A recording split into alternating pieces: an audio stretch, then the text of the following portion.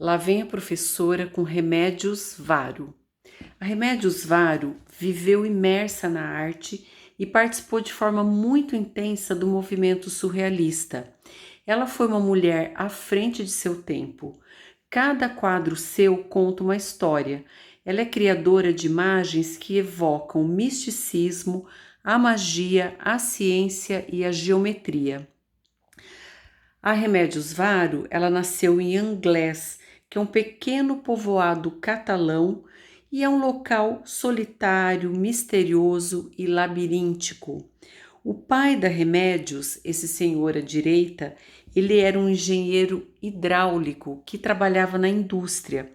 Ele foi um livre pensador, ele era envolvido com política anticlerical e ele, desde cedo, influenciou a Remédios, porque ele era um amante das artes. Então, ele ensina Remédios a desenhar tecnicamente, portanto, ela é uma exímia desenhista, e ele apresenta Remédios à filosofia. Então, desde muito jovem, ela estuda filosofia. A mãe, que era uma católica praticante, ela tenta inculcar na Remédios uma educação muito religiosa, mas ela não tem êxito. O que vai se desenvolver na Remédios é uma profunda espiritualidade, porém afastada de uma religião institucionalizada. Por conta do trabalho do pai, eles se mudaram para vários locais diferentes. Ela morou no Marrocos, ela morou em Madrid. E num período, eles voltam para Anglés fugindo da Guerra Civil Espanhola. E nesse momento, ela entra em contato novamente com as imagens da infância dela, com as imagens da arquitetura de Anglés, os labirintos de Anglés, e foi feito um estudo comparando algumas pinturas da Remédios com as imagens da cidade de Anglés. E notou-se que há aí uma semelhança, que esse local, esse povoado catalão, influenciou demais o trabalho da Remédios Varos. Então aqui a gente tem uma imagem dela aí, um labirinto que ela pinta, que mais ou menos faz uma relação com essa torre da cidade de Anglés. Isso vai se repetir em outros quadros. Esse que eu gosto muito, Premonição. Veja que os títulos das obras já são voltadas para uma questão de espiritualidade, de um mundo além da matéria, né? E aqui a gente vê a questão do desenho hidráulico, dos desenhos técnicos que ela fazia para o pai, né? Aparecendo aí no quadro que ela pinta. E aqui também várias imagens, né, de torres, rodas, esse banquinho com esse chão quadriculado. Então são todas imagens da infância da Remédios, de um momento muito especial que ela vive protegida em Anglés. Então isso vai aparecer no seu trabalho. Quando eles se mudam para Madrid, ela vai para Madrid com a família, ela foi uma das primeiras mulheres a serem admitidas na Real Academia de Madrid. Somente os homens estudavam, né, para artista.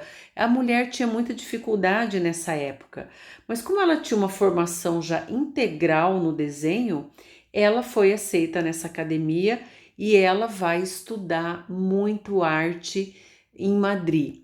E em Madrid também ela vai entrar em contato com os grandes mestres do passado, porque ela vai ser uma frequentadora do Museu do Prado, que é o grande museu de Madrid, e lá ela vai ver obras do Goya, do Bosch e de outros mestres renascentistas.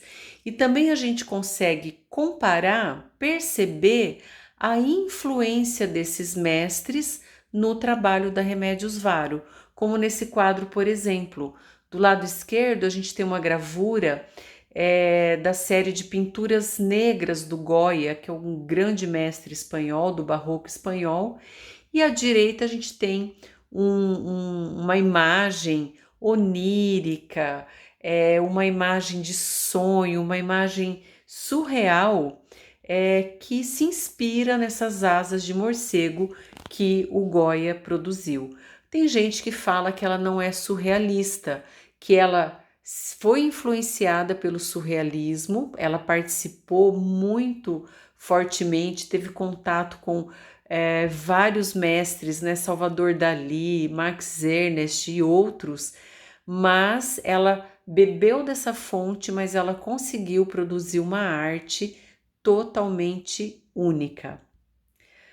Aqui também nós temos imagens que ela pintou à direita e à esquerda a gente pode mais ou menos comparar com imagens do Bosch. Então esse funil na cabeça do médico aí do Bosch vai aparecer em imagens dela, essas imagens de pássaros, animais híbridos, né? Ela vai beber da fonte do Bosch.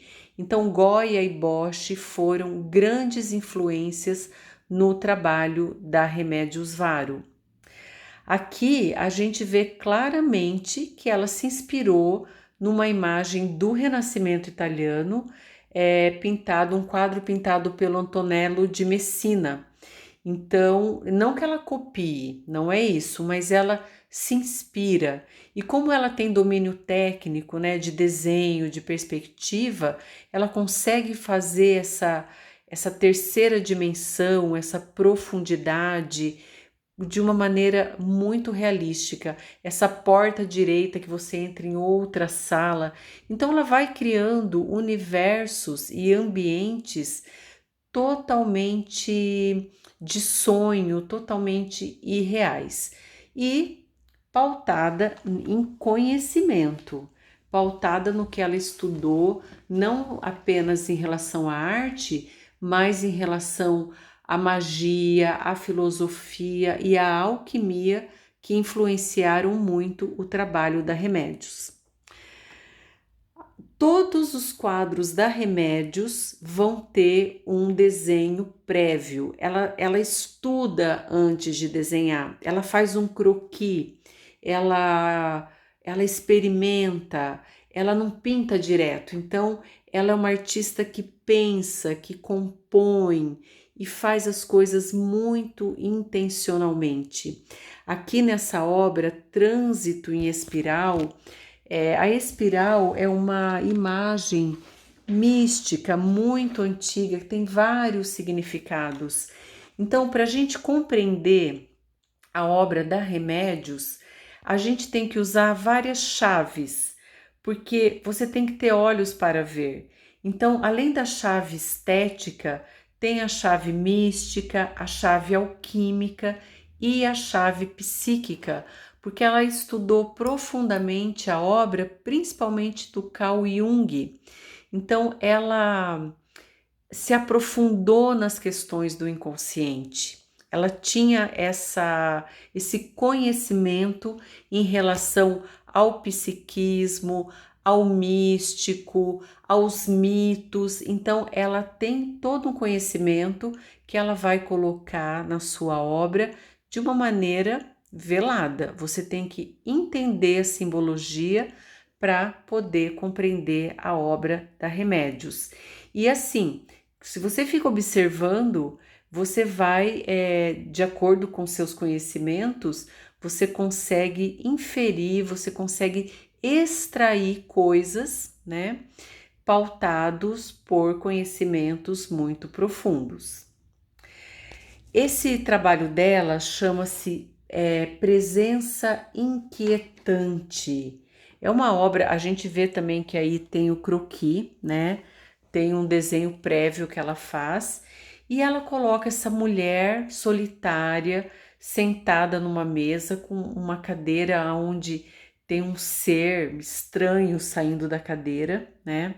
Meio com a língua de fora. O próprio nome é perturbador, presença inquietante, né? Então, nessa obra, ela, por meio da geometria, ela cria um espaço inconsistente, porque os corredores e a escada não são lógicos, né? Eles não são postulados pela geometria, é tudo meio estranho, a parede atrás dela parece que flutua. Então, o próprio espaço é estranho. Dessa cabeça que está saindo aí do encosto da cadeira, saltam flores de lis. A flor de lis, ela é um símbolo medieval para a virgindade. Então, é uma virgindade como um estado simbólico. Não é a virgindade sexual, é a virgindade do conhecimento anterior. Então, eu não tinha conhecimento, eu era virgem de conhecimento. E ela começa então a explorar, ela começa a abrir essa mesa e cavar nessa mesa em busca do conhecimento, que é o que a Remédios Varo faz o tempo todo. Ela explora as possibilidades. A Remédios, ela não é muito conhecida aqui no Brasil. Ela é muito famosa no México, onde ela viveu muitos anos, onde ela se encontrou como artista. E aonde era um país que ela amava. Ela morre no México, inclusive, muito jovem, com 55 anos. Mas no México, na América do Norte, ela é bem conhecida. Aqui eu trouxe só a título de curiosidade que a própria Madonna tem um quadro da Remédios Varo e ela usou imagem da Remédios Varo num clipe dela, porque a Remédios vai trabalhar com simbologias ligadas ao feminismo, ao místico, à magia. Então a Madonna usa imagens da Remédio em um de seus clipes. Bom, a Remédios Varo, ela se casou pela primeira vez com um artista plástico chamado Geraldo Lizarraga. E foi um casamento muito discreto, só participou a família, eles se conheceram na escola de arte e dizem que ela se casou apenas para poder sair da família e ter a sua liberdade, porque enquanto ela fosse solteira, ela deveria, por causa da época que ela viveu, ela deveria então ficar submetida à família. Então ela se casa com o Lizarraga para poder ganhar asas e partir para o mundo. E existe um depoimento de um motorista que levou o casal, logo após a cerimônia, levou o casal para um hotel, porque foi, como eu disse, uma cerimônia muito discreta, só participou a família, e ele deu o seguinte depoimento. Disse que o Lizarraga tomou sua mão e lhe prometeu uma vida boêmia, jurou liberá-la dos velhos códigos que prendiam a mulher e dos costumes pesados dos casamentos convencionais. Ela se identificava com o anarquismo. Então, todas as convenções sociais, eles achavam que deveriam ser abolidas. Então, ele prometeu para ela, segundo o testemunho desse motorista, que eles viveriam juntos para sempre. E Remédios lhe respondeu: ao menos, marido querido, promete-me amizade eterna. E de fato eles tiveram uma amizade eterna. Ela se separou do Lizarraga, ela teve vários romances tórridos com diferentes artistas e ela vai embora para o México com um artista chamado Perret e também não fica com ele sai do México, ele volta para a Europa e ela termina seus dias sozinha. Mas teve muitos romances, ela foi uma mulher livre. O Lizarraga, ele se casou com outra pessoa. Como a Remédios não teve filhos, ela meio que adotou os filhos do Lizarraga. E dizem que a disputa entre ela e a esposa do Lizarraga não era por ele, mas pelos filhos, porque as crianças gostavam muito da Remédios Varo e realmente foram amigos para sempre. Olha o tipo das obras que ela realiza, né? A temática que ela trabalha, tecendo o manto terrestre. Veja, a gente tem bem no meio dessa construção que parece meio uma torre que fica no alto. A gente tem, parece um mago, alguém coberto, nessa cabeça coberta por um capuz, como se ele fosse um iniciado. Parece que ele faz uma mágica, ele tem um livro, ele mexe numa espécie de caldeirão que lembra um vaso alquímico. Então, tem muita referência à alquimia nas obras da Remédios. E são as mulheres que tecem o manto terrestre. É o feminino que tece o manto terrestre, a vida na Terra. E a questão de tecer também está ligada à hereditariedade da Remédios. A avó dela ensinou a Remédios a tricotar, a mexer com agulhas. Então, ela tem todo um encanto em relação a tecer, a fazer trabalhos com linhas. Então, tem todo esse significado místico e esse céu, né, em torno da imagem que dá uma sensação de sonho, de uma coisa meio surreal. Mulher saindo do psicólogo. Esse aqui cabe muitas leituras, né? A mulher, ela segura na mão direita uma cestinha com linhas, com agulhas, né? Acabei de falar a referência em relação à avó dela. Essa mulher, na mão esquerda, ela segura como se fosse um lenço transparente com uma cabeça masculina que dá a impressão que ela vai jogar dentro desse poço, dessa fonte de água. Essa mulher, a máscara, ela não está no rosto, a máscara está fora do rosto, mas ao mesmo tempo ela tem a boca coberta. Esse cabelo parece uns chifres, uma coisa relativa à energia, né? E o chão, olha a cabeça, né? Que ela simplesmente vai soltar ali nesse poço. E o chão é redondo, são círculos concêntricos, né? O círculo com ponto no meio, por exemplo, na mitologia egípcia, é a representação da divindade. O círculo é a representação da divindade, porque ele é leve, ele é o infinito, ele não tem começo, não tem meio, não tem fim. Então, são obras que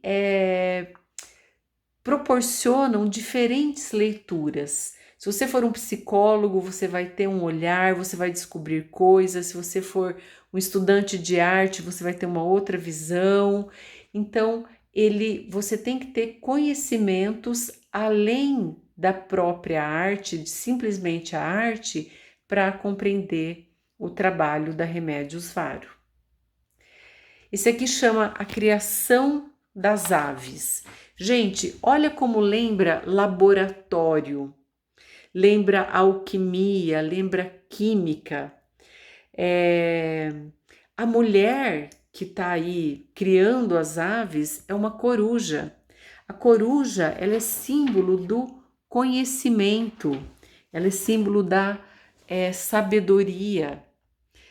O chão quadriculado faz uma referência à dualidade, é um chão místico, né? E interessante que ela estudou muito um químico do século XIX chamado Chevreul. Esse químico, ele tinha toda uma questão de teoria das cores. Como que a gente enxerga as cores, como que eu faço milhões de cores a partir das primárias, que são azul, amarelo e vermelho, que são justamente as cores que estão sendo pingadas aí nessa palheta que está sobre a mesa. E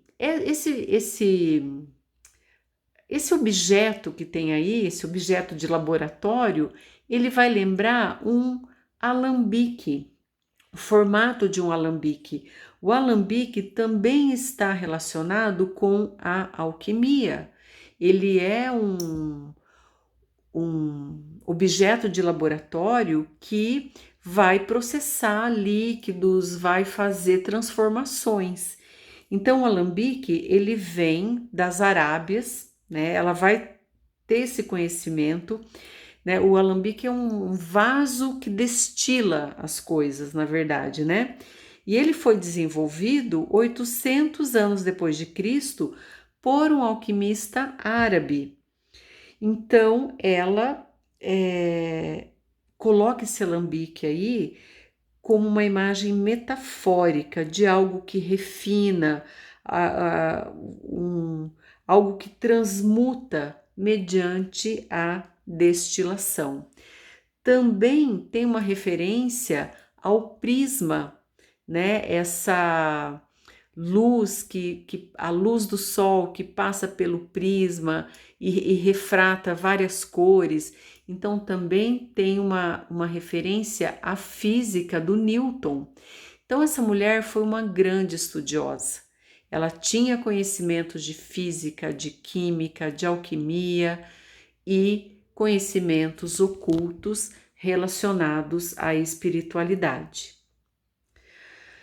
Dois quadros aqui na mesma imagem, o da esquerda, Papinha Estelar, e o da direita, Nascer de Novo.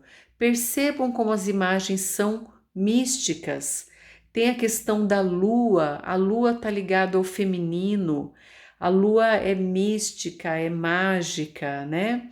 O próprio Nascer de Novo é até bíblico, né? Você tem que, para você se salvar, você tem que morrer e nascer novamente.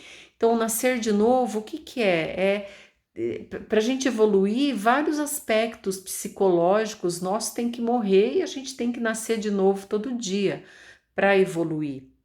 E ela sempre trabalha com essa imagem feminina, essa mulher que está olhando essa imagem da lua refletida na água. Veja essa taça com água, é muito místico, né? É muito misterioso. Essa outra mulher que tem esse trabalho de moer essa papinha para alimentar a lua, e sempre esse ambiente onírico, esse ambiente de sonho. Então, os quadros dela são muito elaborados, tem uma composição muito rica e muito detalhada.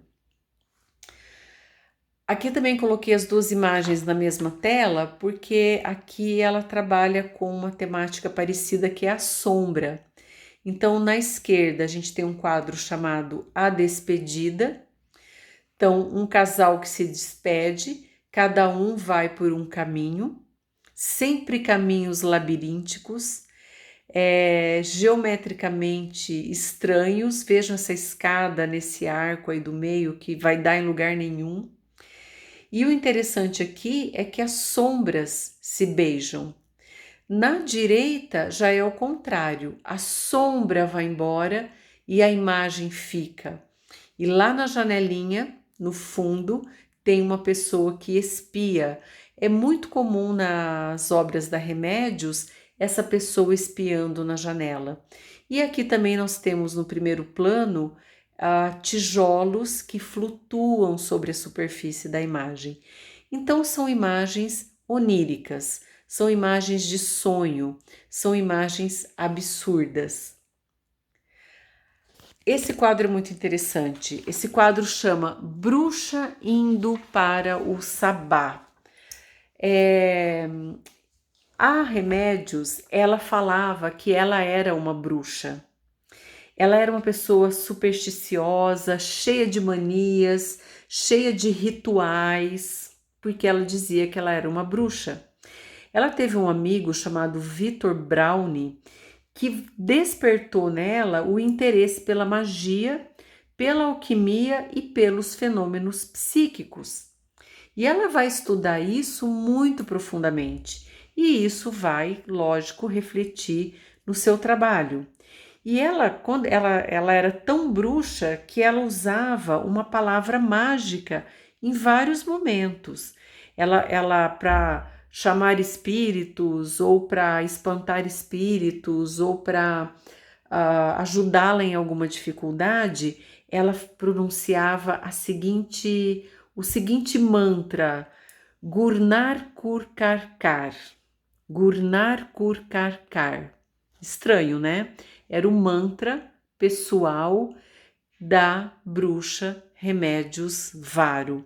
E o sabá também tem toda uma conotação ligada ao misticismo, ligada à questão da colheita, ligada a festas pagãs, em florestas, em rituais de fertilidade, né? Se a gente observar a forma como ela compõe essa imagem da bruxa, lembra uma vulva, né? Feminina. Aqui dá a impressão que no primeiro plano eu tenho uma espécie de mago, um homem, é um buraco no peito, mas ao mesmo tempo parece que ele está com a cabeça baixa, mostrando o coco da cabeça, segurando essa sacolinha aí de uma forma como se fosse uma lanterna, né? Enfim, são imagens bem. De novo, esse cabelo em forma de chifres. O cabelo está ligado ao pensamento, à energia, né? Então, a Remédios dizia que era uma bruxa e ela faz aí a bruxa indo para o sabá. Aqui ela pinta essa mulher toda vestida de água, uma água que ela abre o baú ou fecha o baúzinho, mas dentro tem uma mulher também. Veja a ligação entre as duas mulheres, né? E esse vestido feito de água. E lá na prateleira, vários baúzinhos fechados. A água é um elemento do mundo físico, só que ela tem um significado simbólico, místico. Ela está ligada ao plano energético, ela representa a vida, o magnetismo e diferentes energias. Então, água, terra, fogo e ar, os 4 elementos, vão estar presentes na obra da Remédios Varo. Olha que bonito esse, né? Gruta Mágica. Então, à esquerda é o quadro todo e à direita eu coloquei o detalhe ampliado. Veja, é uma floresta, mas ao mesmo tempo é uma catedral, o teto de uma catedral gótica, e ela vai chamar de gruta. Nas grutas foram locais onde a gente fez os primeiros rituais mágicos, já na pré-história, né? E ela coloca novamente essa mulher sendo puxada aí por uma carruagem estranha, soprada pelo vento. Então, muito simbólico, muito místico, muito ligado ao sonho, ao onírico e à magia.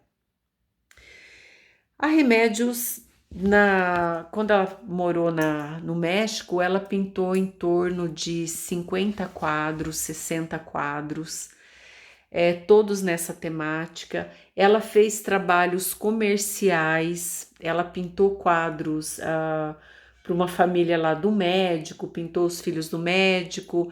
Ela trabalhou para Bayer, fazendo imagens mostrando as doenças produzidas pela natureza, as doenças produzidas pelos homens, insetos que causavam doenças, né? Que daí a Bayer ia produzir veneno. Então, mas veja que interessante, nesses trabalhos comerciais, ela não assinava como Remédios Varo, ela assinava com o sobrenome da mãe. É como se não fosse ela, estava fazendo aquilo só para ganhar dinheiro. Então, agora nos quadros que ela pintou, nesses 50, 60 obras que ela pintou, ela assinava Remédios Varo. E esse quadro que a gente está vendo, que é uma natureza morta, foi o último quadro que ela pintou. A Remédios morre repentinamente, ela teve um ataque cardíaco, não foi fulminante, ela ainda ficou um tempo viva, pediu para que fosse plantado um eucalipto sob sua cova, isso foi feito, né? E esperou até o pôr do sol e aí morreu. Mas vejam que interessante, eu percebo essa obra que chama Natureza Morta Ressuscitando. Para mim, eu sinto quase como se ela tivesse uma premonição da própria morte. Por quê? Para quem crê numa vida após essa vida, a gente não morre, a gente renasce em outro plano, ou a gente muda de estado igual a água, né? A água muda do estado líquido para o gasoso, a gente muda do estado sólido para o gasoso, a gente transmuta, a gente transforma, a gente ressuscita. E veja o movimento que ela dá. Então, ela coloca uma mesa girando, tudo flutua, tudo gira. Se eu acelero a matéria vira energia, né? O nosso corpo, tudo vai virar energia, nada morre, tudo se transforma e se transforma em energia.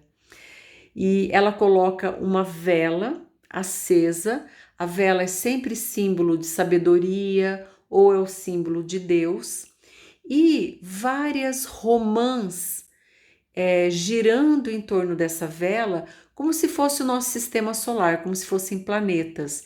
E essas romãs, algumas estão explodindo. Eu coloquei aqui no detalhe, né, para vocês verem melhor. Então, a romã, ela também é um símbolo, é uma fruta mística. Ela vai aparecer muito na história da arte. Ela está associada à riqueza, à prosperidade. Na Bíblia vai aparecer a romã quando os hebreus chegam na Terra Prometida, quando eles estão fugindo dos egípcios, né? Eles encontram um pé de romã como prova da fertilidade, de que aquela terra estaria consagrada a eles. Na Grécia, ela é símbolo da Afrodite, da deusa do amor e da beleza, então ela é consagrada a essa deusa, ela é consagrada ao feminino. Então, eu acho muito assim uma coincidência, dizem que não existe coincidência, né? Mas justamente ser esse quadro é o último que a Remédios Varo pintou. A história da Remédios é muito rica, muito cheia de detalhes, porque como eu disse no começo da aula, ela foi uma mulher à frente do seu tempo, ela não se submeteu às questões sociais, às exigências sociais, ela se libertou da família e ela viveu uma vida plena, totalmente envolvida com a arte, muito reconhecida no México e conhecida também nos Estados Unidos. Eu espero que vocês tenham gostado. Um abraço, que lá vai a professora.